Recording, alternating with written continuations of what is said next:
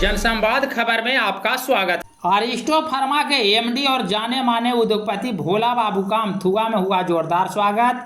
संबोधन में कहा, विकास करना ही मेरा लक्ष्य।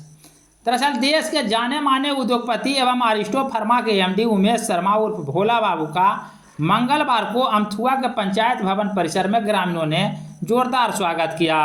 इस मौके पर उन्हें फूल माला देकर सम्मानित किया।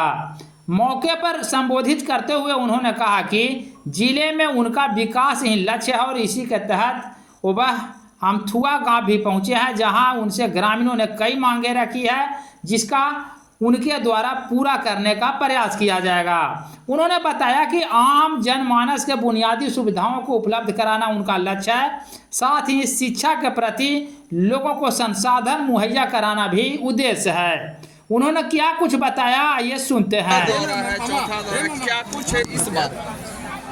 सिर्फ मेरा कार्यक्रम का उद्देश्य विकास है। जो पिछड़े हुए गांव है उसमें पानी देना, चापाकल लगाना, नली गली के बनाना, चिराली का बना दीजिएगा, स्वास्थ्य पर ध्यान देना, ये सब मेरे उस काम के उद्देश्य में आगे चलाओ। जो बहुत पिछड़ा गांव है, जो पीछे जहानाबाद में जहाँ जहाँ जो गाँव में है सुविधा में। सर, चूंकि आप राजनीतिक चुनाव भी लड़ेंगे भोला बाबू, ये बहुत बार मैं बोल चुका, चुनाव लड़ने की इच्छा नहीं है।